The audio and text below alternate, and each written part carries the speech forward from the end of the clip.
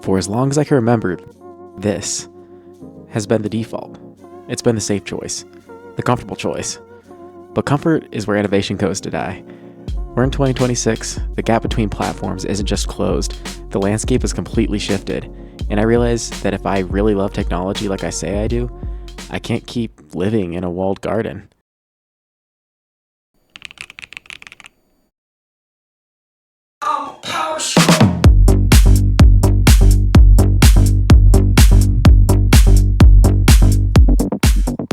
Hi everyone, I'm Adam. Welcome to the very first video on my new channel, Adam's Upgrade. To be honest with you, pressing record on this today is terrifying, but it's also something I've dreamed about doing for a decade. I've always kind of been the tech guy in my circle.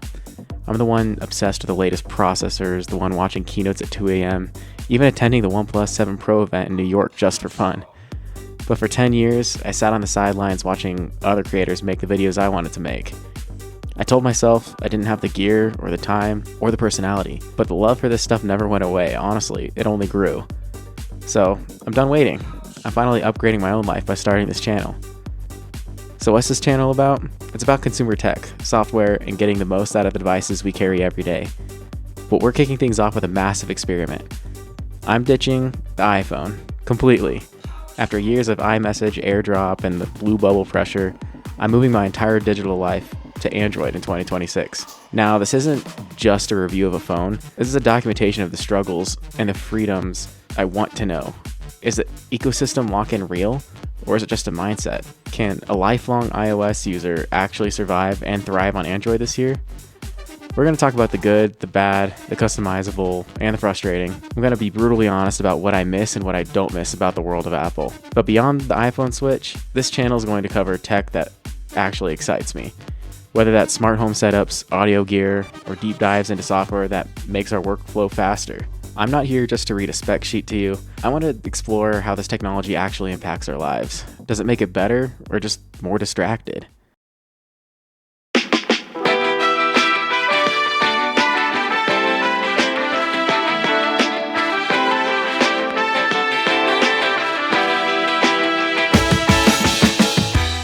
So where do I start? When I think about what Android would fit me best, my mind automatically goes to the current best on the market. The Samsung Galaxy Z Fold 7. I mean, what's not to like? When it comes to foldables, the Fold 7 has it all. Super thin frame, flagship cameras, and a crease, in comparison to its competition, is nearly non-existent. But the more I think about it, I have 2 kids.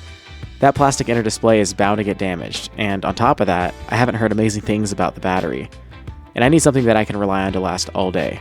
And as far as that aspect ratio goes, I watch a lot of YouTube. And the videos on this inner display are realistically the same size as a traditional phone. And a lot of these complaints are the same with the Galaxy Z Flip 7. So where does that bring us?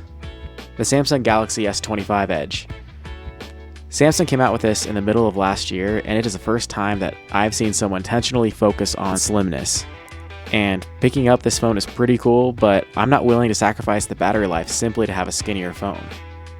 So next up is the Samsung Galaxy S25 Ultra. When you think of an Android with everything you could ask for, this phone has it.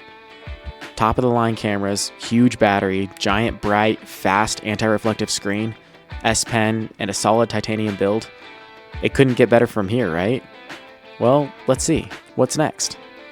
Google. The most appealing thing to me about the Pixel devices is the software. The easiest way for me to think about it is that it's basically the iPhone of Androids. They make the phone, the software, and it just works. Bouncy, smooth animations and round corners. But looking at the Pixel 10 Pro Fold, especially this display model, let's just say they've got some improving to do with that crease. The other option is the Pixel 10 and the Pro models. But from what I've seen, that Google Tensor chip just doesn't stack up to the Snapdragon. Whatever phone I choose will be used for everything. That's YouTube, photos, photo editing, video editing, and probably a lot more. As much as I want the Google Pixel to work, the hardware just isn't there yet. So what should I do? Maybe none of them will be good enough and I should just stick to what I'm comfortable with. I mean, what innovation does Apple have these days? I could go with the iPhone Air. I mean, it's missing a loud, down-firing speaker, has an extremely small battery, no thermal cooling whatsoever, and missing a few cameras on the back, but hey, at least it's skinny? No, I'm committed to a change. So the way I see it, that leaves me with only one realistic option. The Samsung Galaxy S25 Ultra. Sure, it's not the cheapest option, sitting around $1,300 starting price, but it's got everything I'd ever need in a phone and more. Besides, they've got a deal right now where you can double storage for free. That, along with my iPhone trade-in and a military discount, makes this option a no-brainer. So I did it. I bought the S25 Ultra. If you want to see the unboxing and what color I chose, then stick around. Maybe consider hitting that subscribe button. If you ever thought about switching operating systems, or if you've been dreaming of starting a creative project for years like I was, I hope you stick around. This is going to be a messy, fun, and geeky journey. Hit that subscribe button to see if I end up crawling back to Apple in 2 weeks, or if I found a new home. I'm Adam, thanks for watching. I'll see you in the next one.